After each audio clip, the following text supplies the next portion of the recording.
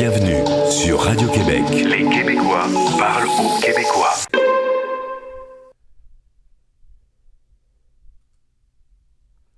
Alors, bonsoir tout le monde, bienvenue dans le Web Journal de Radio-Québec. On va parler aujourd'hui principalement de cette nouvelle de la Cour suprême des États-Unis qui rejette la motion du Texas. Je vais vous dire, selon moi, je vais vous en donner le sens. Selon moi, ça révèle une partie de la stratégie de Donald Trump, en fait, si on est capable de lire entre les lignes. Et on va terminer le Web Journal avec un commentaire sur Justin Trudeau. Et cette nouvelle a l'effet que le gouvernement du Canada a accepté d'entraîner des troupes chinoises sur des bases canadiennes, faisant en sorte que le Canada devienne une nation hostile aux intérêts américains. Alors, tout ça sous le leadership de Justin Trudeau. Maintenant, voilà, donc cette nouvelle est tombée hier comme un pavé dans la mare. La Cour suprême qui refuse d'entendre la cause du Texas et de 18 ou 19 autres États avec le Texas à l'effet que certains États, comme la Pennsylvanie et le Michigan, auraient modifié les dispositions électorales quelques jours seulement avant le vote et donc que c'était inconstitutionnel et tout ça, tout ça. Alors, la Cour suprême a rejeté la demande, je veux dire, la cause dans son ensemble, disant qu'elle n'avait pas de fondement. On va aller voir un peu, j'ai été creuser un peu les dispositions légales, là, et c'est une décision tout à fait étrange de la Cour suprême qui mérite qu'on s'attarde aux fondements légaux qui sous-tendent cette décision. Je rappelle que la décision a été unanime de la part de la Cour suprême, c'est-à-dire que autant les juges nommés par les démocrates que les juges nommés par les républicains se sont entendus sur ce fait. Ce n'est pas surprenant de la part des juges démocrates. Vous les voyez ici en bleu en bas dans l'encadré, les 3 juges restants nommés par des présidents démocrates. Et en haut, vous avez les 6 juges nommés par des républicains, à l'exception de John Roberts, qui vote toujours avec les démocrates sur les questions importantes. C'est un juge compromis dont nous avons parlé dans un web journal précédent. L'avocat de Donald Trump, Lynn Wood, avait dit « Est-ce que c'est bien toi, John Roberts, qui est allé dans l'avion de Jeffrey Epstein, etc. » laissant planer le doute sur sa compromission. Alors, les juges ont voté, c'est ça, comme de façon unanime. Maintenant, il y a plusieurs avantages à cette décision de la Cour suprême, notamment elle rétablit, parce que ce qui se passe présentement, c'est que les démocrates et tout ça sont en train de défendre la Cour suprême contre Trump. Hein. Ouais, la Cour suprême est objective. Le tyran Trump a essayé d'utiliser, de manipuler la Cour suprême et ça n'a pas marché. La Cour suprême est autonome et donc ils sont en train de faire exactement ce qu'ils ont fait avec Jeff Sessions, l'ancien ministre de la Justice de Donald Trump, qui avait un faux contentieux avec le président sur cette histoire de collusion avec la Russie. Il s'était récusé. Le président critiquait Jeff Sessions. Jeff Sessions répliquait au président. Il y avait l'air d'avoir une grosse chicane entre les deux. Et là, tout le monde prenait la défense de Jeff Sessions. Les démocrates et tout ça prenaient la défense de Jeff Sessions. Mais finalement, les deux étaient de connivence. Et Jeff Sessions, lorsqu'il est revenu, il a tenté de revenir au Sénat, a appuyé massivement Donald Trump, comme Steve Bannon, etc. Donc, ce qui se passe quand il y a un contentieux entre Trump et une institution des États-Unis, une personne, etc., les démocrates, les médias prennent la défense de l'autre côté. Et dans le cas ici qui nous occupe, ça rétablit d'une certaine façon l'objectivité de la Cour suprême. Parce que maintenant, ils ont tous pris la défense de la Cour suprême contre Trump. Alors, d'une part, alors que les journalistes et les démocrates accusaient Trump d'avoir fait des nominations partisanes à la Cour suprême pour voler l'élection, la Cour vient de faire la démonstration de son objectivité. Ça, c'est la première chose. Je l'ai écrit sur Twitter hier parce qu'il fallait que je rassure les gens. Deuxièmement, cette motion du Texas, c'était absolument rien. C'était ce qu'on appelle en anglais un sideshow, une distraction. Parce que ce qui doit se retrouver devant la Cour suprême, mais c'est pas sûr que ça aille en fait en Cour suprême, là, ce sont toutes ces histoires de fraude électronique, de manipulation des votes, de cyberpiratage par la Chine, etc., dont j'ai parlé dans le dernier web journal. Hein, donc, l'implication de la Chine dans tout ça, les serveurs en Allemagne, c'est ça normalement l'essentiel de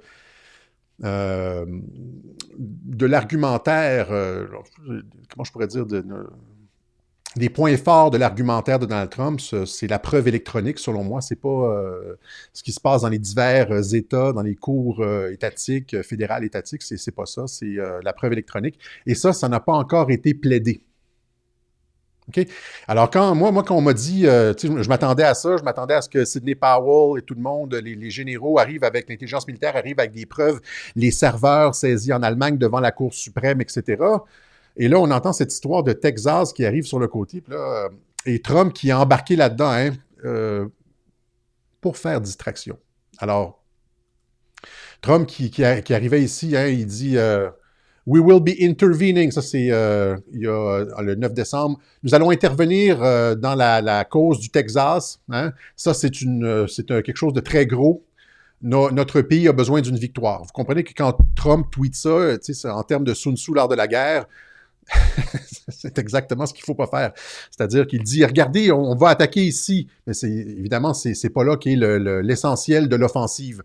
Il avait aussi retweeté ici un compte lié à QAnon, Major Patriot, avec cette image de Coney Barrett, avec les yeux comme ça, comme s'il allait utiliser la Cour suprême pour voler l'élection, encore une fois. Hein? Vous comprenez?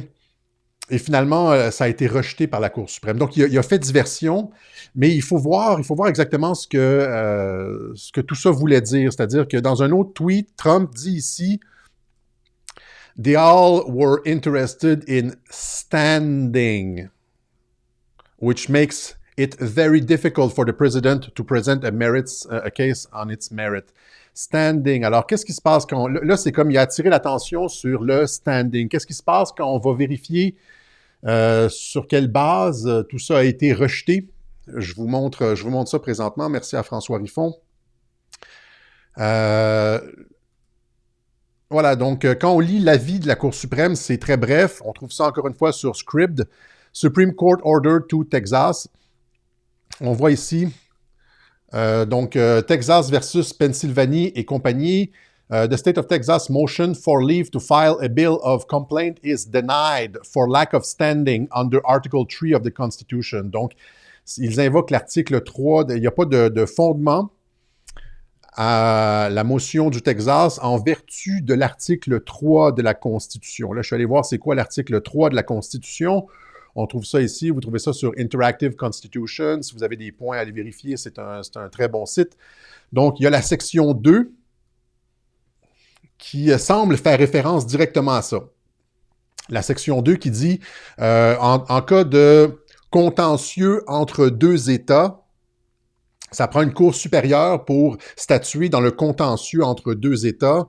C'est la Cour suprême qui statue dans ce cas-là. Alors, le cas du Texas versus Pennsylvanie, normalement, ça serait tombé sur la section 2 et on ne comprend absolument pas en vertu de quoi la Cour suprême voudrait rejeter le fait même de regarder ou d'entendre la cause, puisque c'est exactement ce qu'elle doit faire. Quand on continue sur Cornell Law, on regarde ici, donc, The Supreme Court, in exercise of its original jurisdiction, may enforce interstate compact following principle of general contract law. Donc, normalement, la Cour suprême, on dit, doit régler les contentieux entre deux États. C'est exactement ça qui s'est passé. Encore une fois, la section 2, normalement, s'ils invoquent la section 2 de l'article 3, c'est compliqué, là, mais ils doivent entendre la cause. Hein? An interstate compact is an agreement between two or more states in the United States that is approved by those states' respective legislature. Donc, normalement, il y a, elle aurait dû écouter, en fonction de l'article 3, là, elle aurait dû écouter la cause, mais elle l'a rejetée. Et il semble y avoir donc une autre raison possible. C'est-à-dire qu'il est possible que les juges démocrates aient décidé de rejeter la cause. Je ne veux pas être trop légal, je ne veux pas être trop technique, là. En fonction de la section 2, qui dit les conflits entre deux États. De toute façon, les trois juges démocrates l'auraient rejeté de toute façon, parce qu'ils sont partisans. Et là, on va voir de quelle façon tout le processus aux États-Unis, que ce soit les législatures dans les États, les gouverneurs, les cours, les tribunaux, jusqu'à la Cour suprême, tout ça est politisé. Et que pour régler le problème auquel on fait face présentement, il faut une autre instance qui n'est pas politisée. Et ça, c'est l'armée et les tribunaux militaires. On y arrive. Donc, il y a donc l'article 3 de la Constitution, il y a plusieurs dispositions. Il y a l'article 2, entre deux États. Il y a l'article 3 aussi, qui est the Treason Clause, la clause de la trahison. OK? Et selon moi, les juges nommés par des républicains font référence à cet article-là pour rejeter la cause du Texas contre la Pennsylvanie. Ils ne veulent pas se mêler de la chicane entre les États dans le processus électoral parce que ici, nous sommes en présence d'un coup d'État avec l'implication de la Chine. Et donc, ce n'est plus seulement qu'une chicane électorale entre deux États, mais c'est une menace à la sécurité des États-Unis. Et avec la participation de traîtres à l'intérieur de l'appareil législatif et judiciaire américain, acheté par la Chine, comme on a vu dans le dernier Web Journal. Et donc là, c'est comme une coche plus haut. Et la Cour suprême, à mon sens, va déléguer aux tribunaux militaires. Donc, Treason Clause, c'est quoi l'article 3? C'est ça ici, donc. Oups. Treason against the United States shall consist in levying war against them or adhering to their enemies, giving them aid and comfort. Donc, c'est faire la guerre aux États-Unis ou donner de l'aide, apporter de l'aide aux ennemis comme la Chine. Donc, tous les gouverneurs dont on parlait la dernière fois qui sont payés par la Chine, etc., ça relève de la trahison. Le gouverneur Kemp, potentiellement trahison. Eric Swalwell, trahison, etc. Donc, tous ceux qui sont les juges, etc., qui ont été payés, qui sont comme contrôlés par la Chine, c'est de la trahison. On n'est plus dans le processus électoral. Est-ce que vous me suivez ici? Donc, Treason Clause, applying to Americans who have betrayed allegiance they are presumed to have towards the United States, while the Constitution's framers shared century view that citizens owe the duty of loyalty to their nation. Normalement, les citoyens ont un devoir de loyauté envers la nation. Mais là, apparemment, il y a beaucoup d'Américains, incluant des politiciens, des juges, etc., qui ont abandonné cette allégeance, cette loyauté envers leur pays et ont pris de l'argent de la Chine, etc. Et c'est la raison, selon moi, pour laquelle certains juges de la Cour suprême, Kavanaugh, etc., notamment les nominations de Trump, qui devraient savoir, là, ont rejeté l'appel du Texas parce qu'on n'est plus dans un contentieux entre États. Ça se situe à un niveau supérieur. Et ici, je rappelle, dans le jugement de la Cour suprême, on ne mentionne que l'article 3. Pas section 1, pas section 2. Donc, les deux interprétations sont possibles. Ceux qui comprennent la méthode Trump savent qu'il y a toujours deux interprétations possibles. Il donne une interprétation aux démocrates, puis il donne une interprétation, je veux dire, à ses partisans. Je l'ai montré avec Robert Mueller, je l'ai montré avec l'impeachment. Tu sais, cette espèce de double histoire dont Scott Adams parle souvent, deux narratifs. Donc, il y a ceux qui peuvent... Il y a toujours comme... comment je pourrais... En anglais, on appelle ça plausible deniability. Hein? On peut nier que c'est ça. Ou, tout le monde en a pour son argent, mais finalement, Trump est capable de continuer avec ses objectifs. Donc, section 2, qui est les conflits interétatiques, et section 3, qui est la trahison. C'est les deux choses qui sont invoquées dans cette dans ce rejet de la cause du Texas. Et la raison pour laquelle j'y arrive, c'est que quand on regarde ce qui est en train de se passer dans son ensemble aux États-Unis, on remarque que c'est non seulement la Cour suprême qui se décharge de regarder ce qui se passe dans l'élection, mais il y a aussi le FBI qui n'a rien fait depuis le début. Le FBI qui n'a rien fait, que ce soit sous, Christopher Wray, Jeff Sessions, William Barr, quel que soit le ministre de la Justice, quel que soit le directeur du FBI. Le FBI enquête, on le sait qu'il enquête puis qu'il accumule des preuves, etc., mais il ne dépose jamais des accusations. Donc, il semble que le FBI a échoué, lui aussi, à défendre la règle de droit aux États-Unis.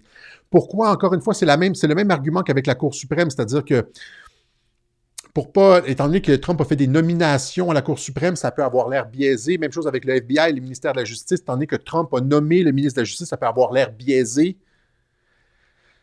etc., etc. Et donc, il faut trouver un moyen d'entendre les causes et de voir la preuve qui n'est pas biaisée, qui n'a pas été nommée par Trump, donc probablement des juges de tribunaux militaires. Hein? Trump qui s'est plaint dans des tweets.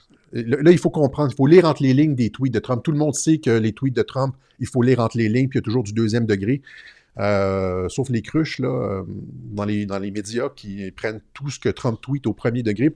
Mais il s'est plaint depuis quelques jours de beaucoup de choses, notamment du FBI, de William Barr et de tout ça, exactement comme il se plaignait de Jeff Sessions.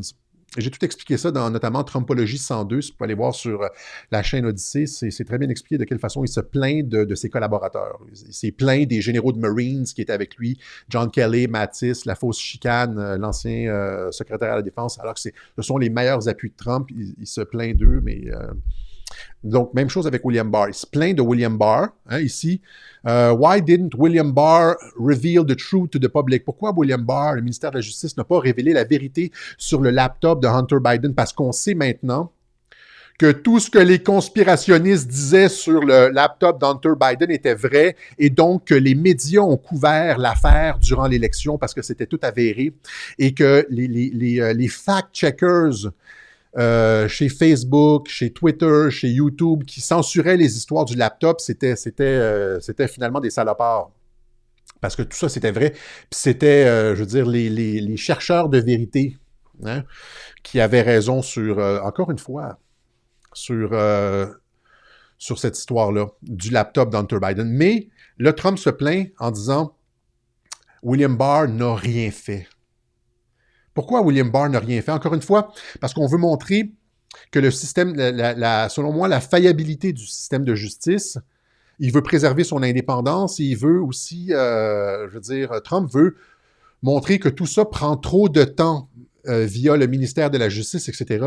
Comme avec la Cour suprême, ça nous dirige, ça nous envoie, il nous envoie comme dans un entonnoir vers les tribunaux militaires, parce que les tribunaux militaires, ça va être expéditif, ça va être très rapide et ils seront neutres, ils ne seront pas biaisés.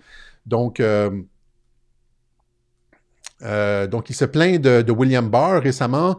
Il dit aussi, dans d'autres tweets, il dit que William Barr a été une grosse déception. Quelqu'un dit on devrait le renvoyer aujourd'hui, il devrait être renvoyé immédiatement. Trump dit ouais, c'est une grosse déception, etc., etc. Je rappelle que Trump n'a encore rien déclassifié. Il pourrait rendre public toute vous voyez comment il est... premièrement, on voit qu'il est assuré. Hein, je veux dire, il joue au golf, il fait des nominations, des changements dans l'administration. Il fait des choses comme rétablir les exécutions. Rétablir les exécutions par la peine de mort par peloton d'exécution. Trump made firing squads, poison gas execution possible. Hein? But will they actually happen? Est-ce que ça va se passer? Est-ce qu'il va y en avoir? Trump's approval of hanging and firing squad is a national embarrassment. Donc, c'est une honte nationale que Trump ait approuvé la pendaison et les exécutions par peloton d'exécution. By firing squad. Pourquoi est-ce que Trump a fait ça après l'élection en novembre? Est-ce que ça a l'air de quelqu'un qui est sur le départ? Pas du tout, au contraire. Ça a l'air de quelqu'un qui sait exactement comment va se dérouler la suite des choses, que tous les processus présentement au ministère de la Justice, etc., sont inutiles pour traiter ce à quoi les États-Unis font face présentement, c'est-à-dire un coup d'État et de la haute trahison. C'est ce qu'il dit. Il dit qu'il a les preuves de ça. Je le répète ici. Donc, il dit ici, en termes de sécurité nationale, il dit si Joe Biden rentre à la Maison-Blanche, toutes les enquêtes vont être arrêtées. Même chose avec Durham. Il dit we caught them spying, treason and more. But justice took too long. Il dit, donc, nous les avons pris la main dans le sac. De la trahison, avec de l'espionnage, de la trahison et plus. Alors, qu'est-ce qui peut être plus grave que de la trahison? Expliquez-moi, je vais juste regarder rapidement les commentaires. Là. Qu'est-ce qui peut être plus grave que de la trahison? Là, une haute trahison, c'est le crime suprême. Alors, il dit qu'il qui l'ont attrapé, les démocrates et toute la gang, là, dont on connaît les noms habituels, les usual suspects, là, à faire plus que de la haute trahison. Vous savez à quoi je fais référence, hein? Voilà, donc il dit « Justice took too long ». La justice a pris trop de temps. Qu'est-ce que ça veut dire, ça, « Justice took too long » ? C'est-à-dire, ils auraient dû être accusés avant l'élection, mais ça a pris trop de temps. Alors, qu'est-ce qui reste rapidement, là? Les tribunaux militaires. Right? Alors, John Durham, qui était censé remettre son rapport, on nous disait, là, l'hiver dernier, qu'à la fin du printemps, début de l'été, il était censé remettre son rapport, mais il ne s'est rien passé. Pourquoi est-ce qu'ils ont gardé ça jusqu'à la fin? Tout ça, ça s'en va comme un entonnoir vers les tribunaux militaires. Ça ne se passera pas par la justice, par les cours, etc., étant donné qu'on fait face à de la haute trahison. Et il le dit à plusieurs reprises, ceux qui ont suivi le Web Journal, j'ai montré plein de conférences de presse où est-ce que Trump parle de haute trahison, et les journalistes lui disent « Ouais, tu parles de la peine de mort. » Là, il dit « Ouais, c'est ça, on parle de la peine de mort. » Ici, ça c'était le 10 décembre, donc il y a 2 jours. The fact that our country is being stolen, a coup is taking place in front of our eyes, and the public can't take it anymore. Et il cite quelqu'un qui parlait à la télévision en Georgie, mais il le retweet ça. Il dit on est en train de se faire voler notre pays et un coup d'État est en train de se dérouler. Alors, qu'est-ce qui se passe quand un coup d'État est en train de se dérouler aux États-Unis? C'est-à-dire que les Chinois ont mis l'argent dans la machine électorale, contrôlent les résultats électoraux, contrôlent les gouverneurs et les législatures qui votent les lois ou qui valident les électeurs. C'est un coup d'État. Alors, qu'est-ce qui se passe? Qui on appelle quand c'est un coup d'État comme ça? C'est pas les tribunaux ordinaires. Ce sont les militaires qui ont juridiction dans un coup d'État comme celui-là. Et là j'ai dit en premier, je pense que ce serait important, j'étais supposé le faire au début du Web Journal, mais un petit récapitulatif de ce que j'ai expliqué dans le dernier Web Journal. Donc, ici, ceux qui se rappellent très bien du Web Journal, vous pouvez ici faire skip intro et passer directement à la section suivante. Mais on a expliqué, donc dans le dernier Web Journal, j'ai montré une série de clips qui impliquaient la Chine dans le processus électoral qui faisait de la Chine une menace à la sécurité nationale des États-Unis, clear and present danger, comme on dit là. Donc, j'ai montré des clips du Director of National Intelligence, John Ratcliffe, qui expliquait que la Chine était une menace stratégique imminente, qui disait que la Chine avait lancé une guerre biologique contre les États-Unis avec le coronavirus. Pensez-y, là, la gravité de ces accusations-là. Il a dit que la Chine avait lancé une guerre biologique contre les États-Unis avec le coronavirus qui avait permis aux démocrates de changer les règles électorales pour frauder et destituer Donald Trump. Donc, que les démocrates sont complices de la Chine dans un coup d'État. Okay? Deuxièmement, que la Chine subvertissait le processus électoral. Ça, c'est le clip avec Sidney Powell, où la Chine avait eu accès aux machines de vote Dominion, je veux dire, aux serveurs en temps réel pour modifier les chiffres le soir de l'élection, que la Chine était rentrée dans les machines avec des cyberpirates pour modifier le résultat électoral. Encore une fois, à qui on fait appel quand c'est un coup d'État comme ça? C'est à l'armée qu'on fait. On ne fait pas appel aux tribunaux ordinaires.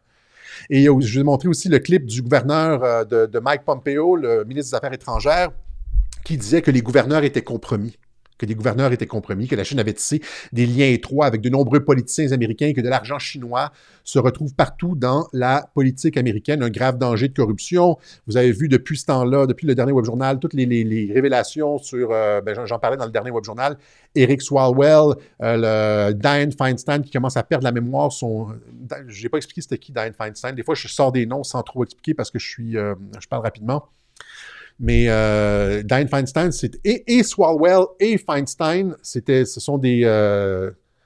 Feinstein, c'est une congressiste, je veux dire une sénatrice, qui sont tous les deux étaient responsables ou siégeaient sur le comité du renseignement américain. Imaginez, ils ont accès à tous les secrets d'État. Et Dianne Feinstein, son chauffeur de 20 ans, c'était un espion chinois. Eric Swalwell couchait avec une espionne chinoise. C'est de la sécurité. Et ils ne sont pas arrêtés par le ministère de la Justice. Pourquoi ils ne sont pas arrêtés par le ministère de la Justice alors que c'est avéré? Ils sont sous enquête, etc. C'est parce que c'est pas au ministère de la Justice de faire ça, c'est aux forces armées. Ça, en tout cas, ça relève, vous comprenez, je ne sais pas si c'est quoi exactement, peut-être que le ministère de la Justice peut les arrêter, mais tout ça relève du militaire. Parce qu'on est en train de faire face à de la subversion, de la sédition, de la subversion et de la trahison, et donc tout ça doit se retrouver devant les tribunaux militaires. J'ai expliqué aussi la dernière fois que Trump avait passé, il savait exactement qu'est-ce qui s'en venait, un ordre exécutif qui impose des sanctions dans l'éventualité d'une interférence étrangère dans une élection américaine. C'est exactement ce qu'on voit. Donc ça a été passé en 2018. Et c'est exactement ce qui se passe, qui donne des pouvoirs spéciaux au président, notamment de geler les actifs et tout ça, de déclencher des opérations de cyberguerre, j'avais expliqué ça. Donc, notamment le 305e bataillon d'intelligence militaire, ce qu'on appelle le Kraken. Et il y avait dans cet ordre exécutif-là le fait que, j'avais expliqué que le Director of National Intelligence, donc Ratcliffe, a le mandat de déposer un rapport sur l'interférence étrangère, sur l'influence étrangère ou la participation étrangère au vol électoral, à la fraude électorale, en dedans de 45 jours. Donc, l'élection, c'est le 3. 45 jours, ça nous amène au 18 décembre. Donc, John Ratcliffe, dont j'ai expliqué qu'il faisait la tournée de tous les médias, expliquant que la Chine était dangereuse, la Chine avait participé à l'élection, etc., avait permis, à travers une entreprise de guerre biologique, la fraude électorale démocrate. Donc, il doit remettre un rapport avant le 18 décembre. Donc, la date du 14, là, dans 2 jours, c'est rien. Okay? La date qui est importante, c'est le 6 janvier. C'est là que le Congrès se réunit pour valider les grands électeurs. Le 14 décembre, c'est rien. C'est une convention. C'est comme, OK, il n'y a rien dans la Constitution qui mandate le 14 décembre. Ce qui est important, c'est la date du 6 janvier. Donc, quand ils ont dit ça, là, quand Trump a dit ça, quand Trump a signé cet ordre exécutif qui disait 45 jours, en 2018, il a signé un ordre exécutif qui dit 45 jours après l'élection. 45 jours après l'élection, ça amène toujours passer le 14 décembre. Hein, de quelque façon que vous fassiez le calcul, ça nous amène toujours passer le 14 décembre, quelle que soit la date de l'élection. Et donc, ça montre que cette date du 14 décembre-là n'est pas importante. S'il y a eu une fraude à la sécurité nationale, une question comme celle qu'on est en train de vivre présentement. Je vous ai dit que Sidney Powell avait dit que la Chine avait eu accès aux machines Dominion le soir de l'élection. On apprend par ailleurs que Sidney, à travers sa bouche, que les Chinois ont investi 400 millions dans Dominion quelques semaines avant l'élection. Je vous fais écouter le clip de Sidney Powell. And actually mocking the United States. He is one of the highest Venezuelan television. And we know from filings with the SEC and otherwise that the Chinese put $400 million into Dominion only 4 weeks before the election. Donc, ils savent, en se basant sur des rapports de la Federal Communications Commission, je pense, quelque chose comme ça, le FCC, que la Chine a, donc c'est des rapports officiels, que la Chine a investi 400 millions dans la firme, les machines Dominion, 4 semaines avant l'élection. Et là, je veux dire, pensez-y 2 secondes. Tu sais, quand je parlais du fait que Xi Jinping met ses empreintes digitales partout, puis que c'est tellement gros que ça avantage Trump, ben c'est des choses comme ça dont je parle. C'est-à-dire que 4 semaines avant une élection, tu t'en vas investir dans les machines, la compagnie de machines. Tu sais, c'est presque pour te faire accuser. Tu sais, vous comprenez en tout cas. They shared office space with George Soros companies, as well as the leadership of Lord Malik Brown in the UK. Donc ça c'était Sidney Powell chez Lou Dobbs il y a quelques jours. Donc vous voyez ce dont il est question ici. On parle de sécurité nationale et on n'est plus nécessairement, c'est-à-dire que ça dépasse le cadre des tribunaux ordinaires. Un autre élément qui me fait penser à tout ça, c'est-à-dire quand je disais au début qu'il fallait lire entre les lignes, c'est cette audience qu'il y a eu en 2018 lorsque le juge Brett Kavanaugh a été nommé à la Cour suprême avant Coney Barrett, le juge d'avant. Il y a eu Neil Gorsuch, Brett Kavanaugh et puis Amy Coney Barrett. Neil Kavanagh, ça a été une bataille épouvantable. Hein. Les démocrates, il y a eu des manifestations, des trucs, des voitures de brûlées, de l'obstruction. Ils ne voulaient rien savoir de Brett Kavanaugh. Et il y a eu cet échange entre Lindsey Graham, le sénateur Lindsey Graham, et Brett Kavanaugh sur le droit de la guerre, les tribunaux militaires et le droit de la guerre. Et ça a eu un impact partout sur le web. Tout le monde a compris ce que ça voulait dire. Je vous fais écouter cet échange entre Lindsey Graham et Brett Kavanaugh. Ce qu'il dit essentiellement, il demande à Brett Kavanaugh, est-ce que vous êtes familier avec le droit de la guerre, le Law of Armed Conflicts? Brett Kavanaugh dit oui. Et là, il dit, vous savez que des citoyens américains qui collaborent avec l'ennemi perdent leurs droits constitutionnels et peuvent être accusés dans des tribunaux militaires. Je répète, des citoyens américains qui collaborent avec l'ennemi perdent leurs droits constitutionnels et peuvent être accusés par des tribunaux militaires. C'est exactement ça. Ça va exactement dans le sens de l'ordre exécutif de 2018 que Trump a signé, là, l'ingérence étrangère, la corruption. Ça va dans le sens de ce que Radcliffe dit, c'est-à-dire que la Chine a déclenché une guerre biologique, a payé des politiciens. Donc, ces gens-là vont perdre leurs droits constitutionnels et vont être accusés non pas dans les tribunaux américains ordinaires, mais par des tribunaux militaires. Je vous fais écouter l'échange sans intervenir puisque je vous ai donné l'explication.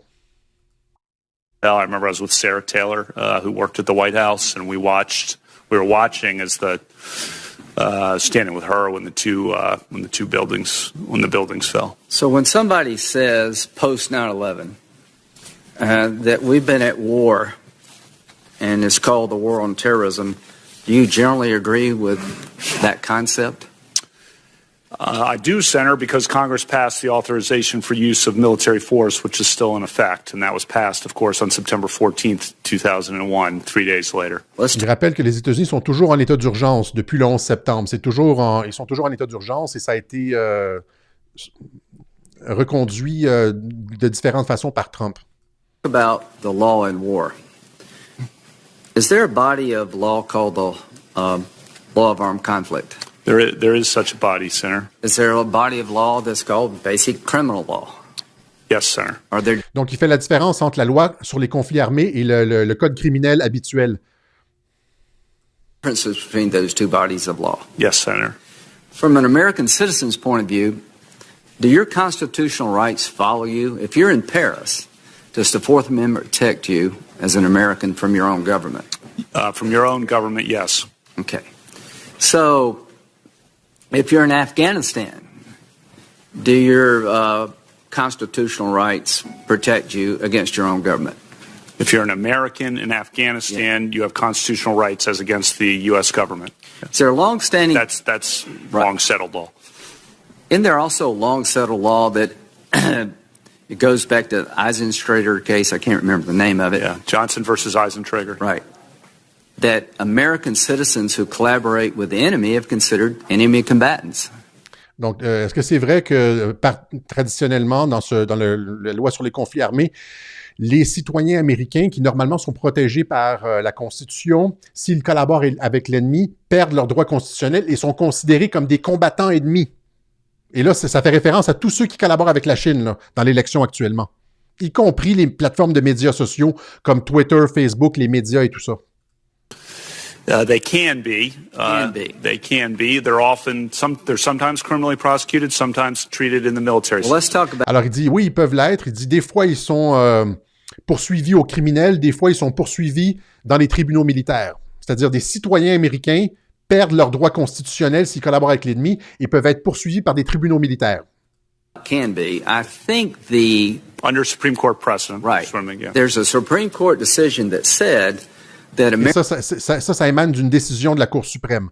La Cour suprême a délégué, disant que ça relevait de tribunaux militaires et que les citoyens américains, donc c'est une règle de droit, que les citoyens américains perdent leurs droits constitutionnels et peuvent être condamnés devant les tribunaux militaires pour trahison. American citizens who collaborated with Nazi saboteurs were tried by the military. Is that correct? That is correct. I think a couple of them were executed. Yeah. So if anybody Et il y a eu des exécutions. Il y en a plusieurs. Lors de la Deuxième Guerre mondiale, entre autres, il y a eu des exécutions de personnes qui ont collaboré avec l'ennemi, etc., etc., etc. Voilà. Donc, c'est ça. Donc, tout ça pour dire que moi, je n'ai pas l'impression, à lire les tweets de Trump, qui se dit découragé du FBI, du ministère de la Justice, à voir les revers à la Cour suprême qui invoque l'article 3 pour se retirer, donc l'article 3 qui parle de trahison, parle exactement de ce qu'on vient de voir, là. Sachant aussi tout ce qui a été dit par le Director of National Intelligence. Si vous mettez ensemble les deux web journaux, le dernier et celui d'aujourd'hui, vous comprenez qu'on est dans une situation extraordinaire et que le président a mis la table pour les tribunaux militaires, faisant la démonstration devant le peuple américain que l'ensemble du processus politique judiciaire est vicié et corrompu.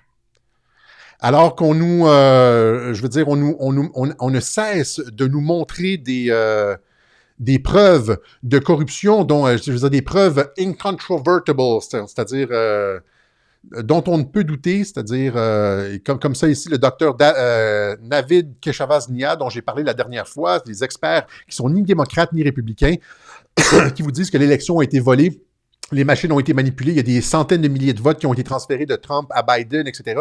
Ils ne veulent rien savoir. Quand on réussit finalement à obtenir un audit des machines Dominion pour voir que qu'il y avait de la fraude, ce qui est allégué, les gouverneurs finalement, ou les attorney general, c'est-à-dire les coroners en chef, les ministres de la Justice des différents États, refusent de rendre publics les audits. Michigan Attorney General and Secretary of State block result of forensic audit from 22 Dominion machines. C'est-à-dire qu'on, même si à un niveau de la justice, on réussit à avoir une enquête sur les machines Dominion, il y a le secrétaire d'État et le ministre de la Justice qui bloquent la divulgation des résultats. Tout le processus est vicié. Et Trump est en train de faire la démonstration au peuple américain que dans les conditions actuelles, avec les tribunaux, avec les gouverneurs achetés par la Chine, etc., et la politisation de tout, on ne peut pas avoir justice, il ne peut pas y avoir de justice rendue là-dedans, et il va nécessairement devoir y avoir des tribunaux militaires, totalement indépendants pour traiter, pour contourner le système corrompu, vicié, mais aussi parce que on est en présence de haute trahison et de crimes d'État qui dépassent la compétence de la Cour suprême. On est en présence d'un coup d'État de personnes, mis de l'avant par des personnes à l'intérieur de l'appareil gouvernemental américain alliés avec une puissance hostile étrangère. Et là, c'est juste les militaires qui sont habilités à traiter de ça. Voilà. Alors, c'est ce que j'avais à vous... c'est mon analyse sur le truc de la Cour suprême. Je l'analyse en continuité avec le web journal précédent du coup d'État, de l'influence de la Chine, etc. Parce qu'il faut prendre le pouls de la situation aux États-Unis, de ce que Trump essaye de montrer au peuple américain. Et voilà, donc maintenant, ça c'est pour ça, mais il n'y a pas que... on va terminer rapidement là-dessus. Là. Il n'y a pas que l'appareil politique, judiciaire, médiatique américain qui est corrompu, qui est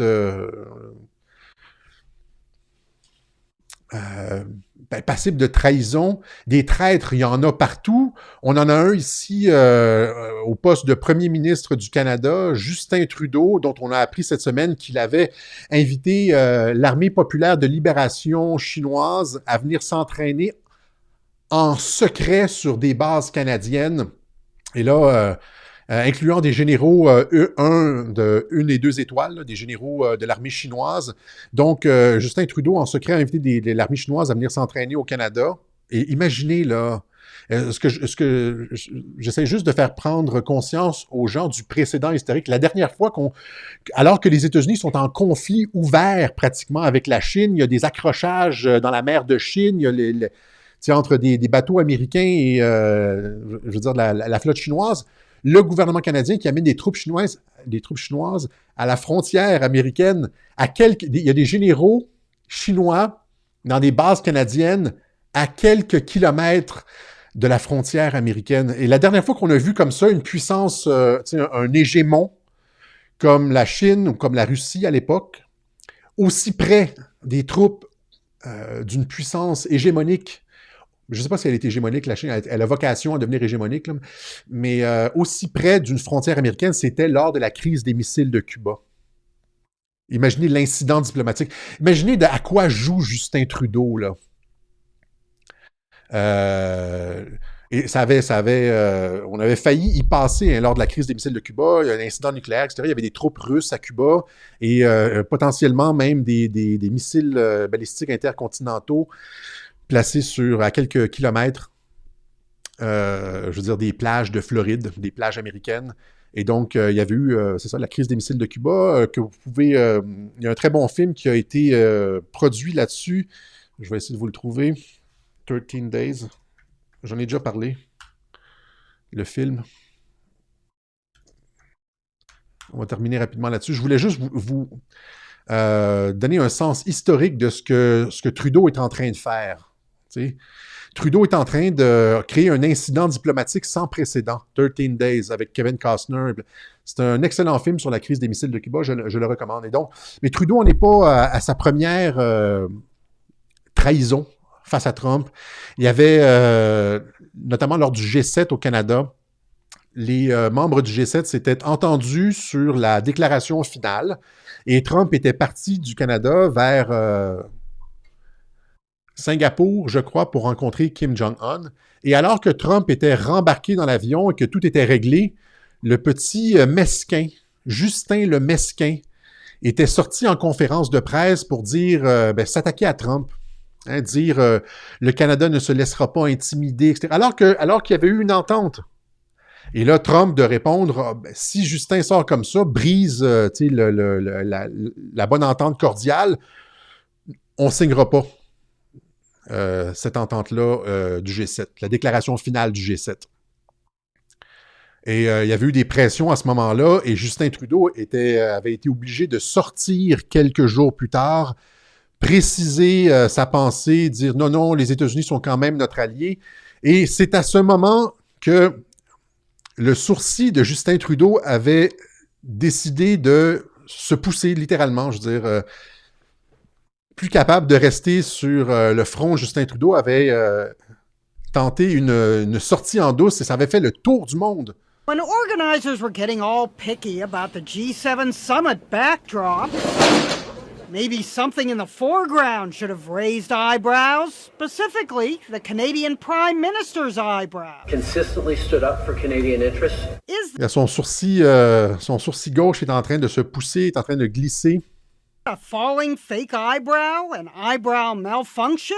Cracked one critic, I could use Trudeau's removable eyebrows as bait next time I go fishing. Donc, je pourrais utiliser le sourcil de Trudeau la prochaine fois que je vais à la pêche. Comme appât la prochaine fois que je vais à la pêche. Ça, c'est CNN en passant. CNN qui est pro-Trudeau, pro-mondialiste, anti-Trump. Même CNN s'était moqué de Trudeau. Joked another, maple syrup is not an adequate eyebrow adhesive.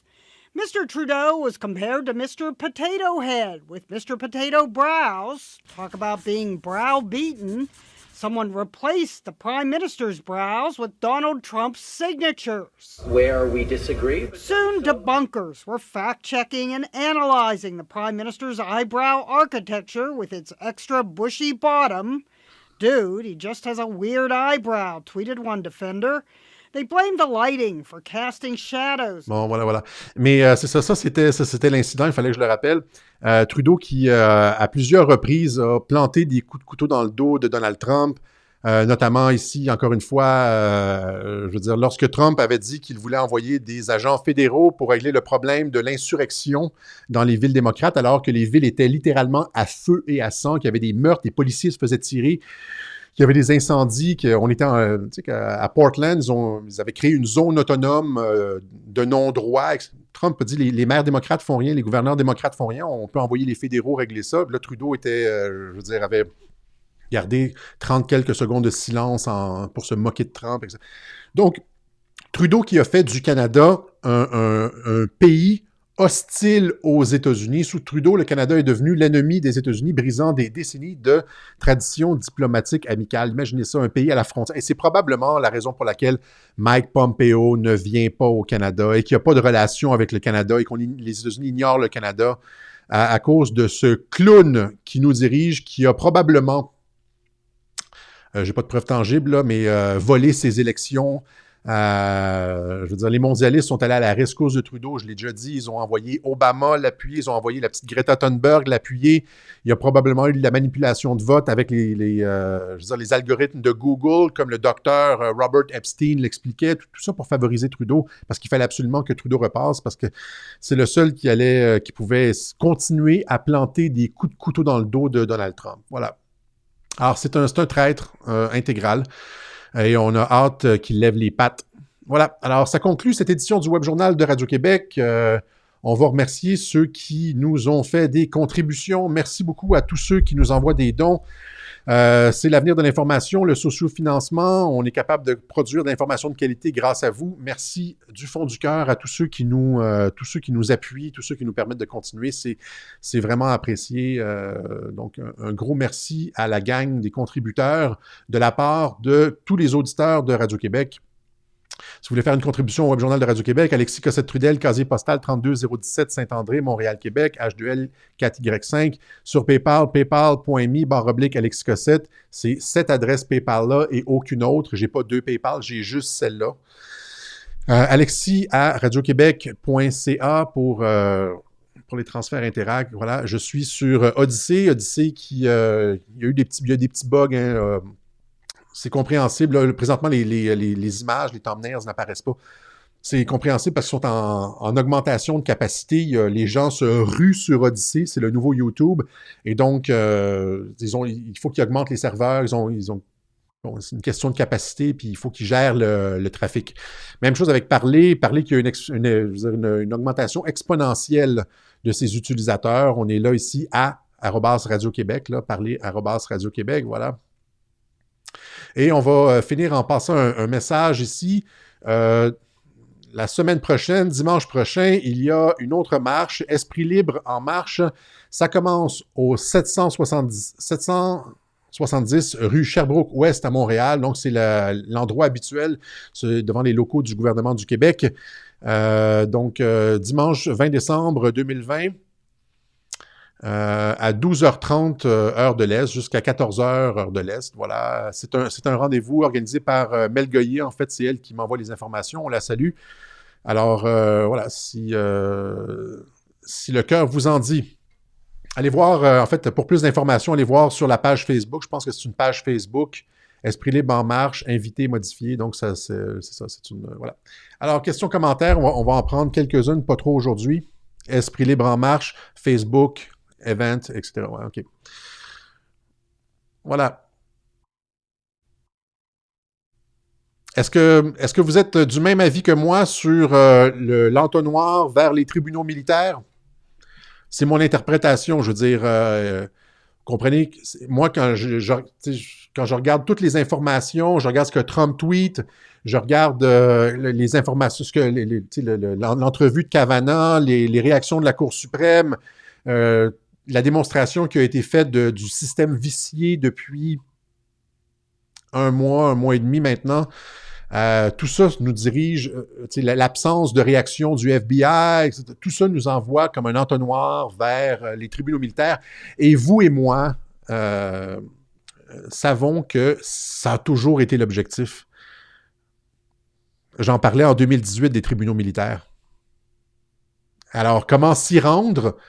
Comment se rendre jusque-là? Ben, exactement comme ce qu'ils ont fait là, depuis le 3 novembre. Comment se rendre à des tribunaux militaires en montrant la collaboration de traîtres sur le sol américain avec des puissances étrangères pour faire un coup d'État? Ben, vous avez eu depuis presque 45 jours maintenant la démonstration au quotidien avec des audiences devant de la trahison et du coup d'État. Et ça nous amène vers les tribunaux militaires.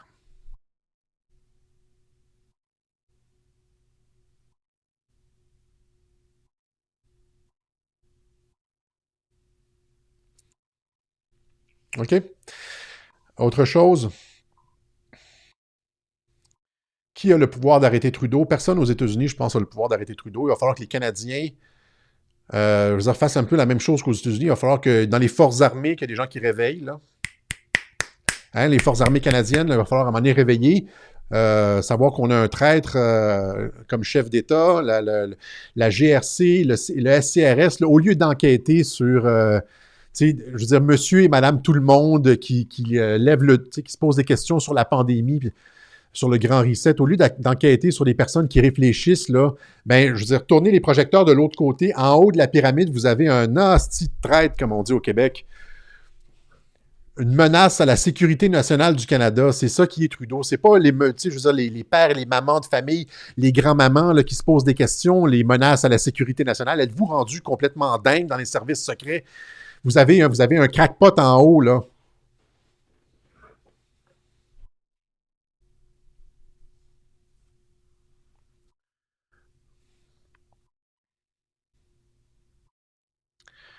À partir du moment où est-ce que je ne sais pas pour la suite des choses, je connais, ils ont un agenda. Trump est très serein, c'est ça que je vous dis, c'est que c'est déjà probablement tout décidé d'avance.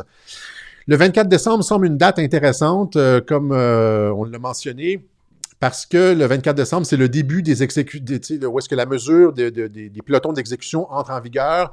Il y a aussi, c'est le jour où George Washington a traversé le Delaware, hein, pour une attaque surprise sur les troupes britanniques qui ont, je veux dire, par le fait même, commencé à perdre la guerre. Je ne me rappelle plus c'est sur quelle ville, peut-être qu'on peut, vous pouvez me renseigner, mais c'est une bataille historique. Et c'était le 24 décembre. C'est une date importante, le 24 décembre, pour les militaires, pour les tribunaux militaires, etc.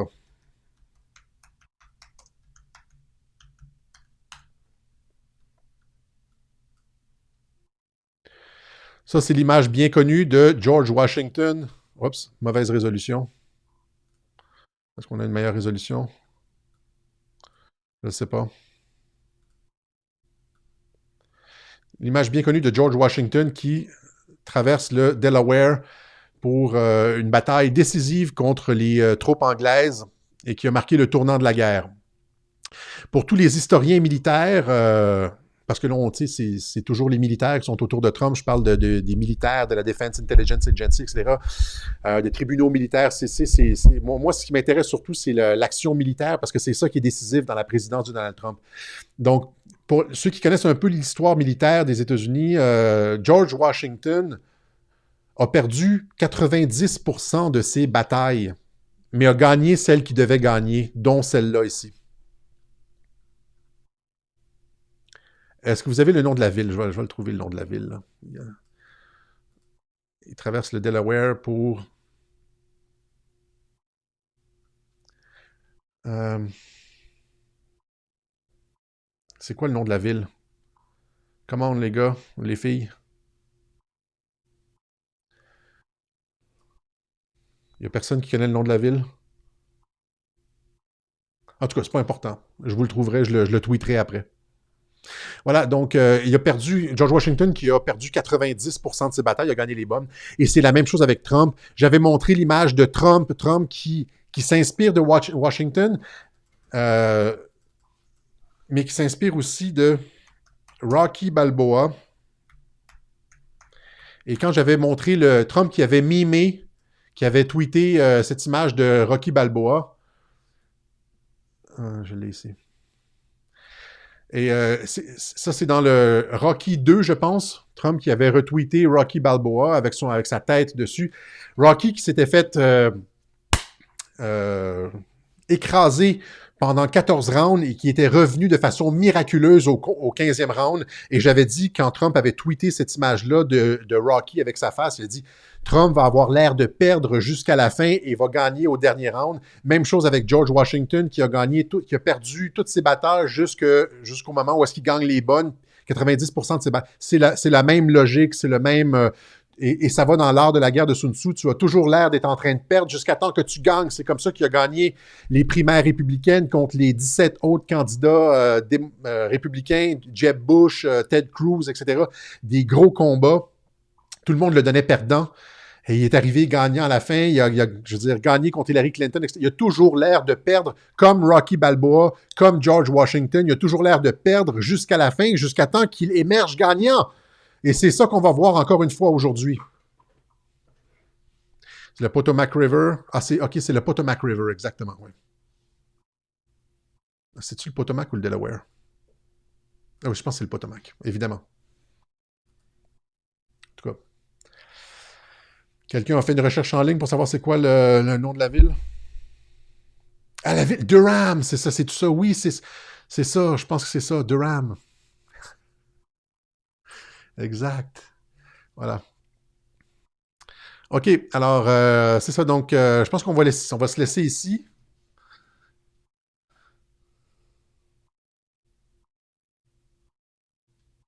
On vous reviendra avec la réponse dans le prochain web journal. J'ai oublié en ligne, j'oublie les noms. Voilà. Alors, OK. Voilà, donc, ça complète cette édition du Web Journal de Radio-Québec. Merci du fond du cœur à tous ceux qui ont fait des contributions qui nous permettent de continuer à opérer avec des interprétations que vous ne trouvez nulle part ailleurs sur la politique américaine. On se donne rendez-vous quelque part cette semaine pour une autre édition du Web Journal de Radio-Québec. Salut la gang!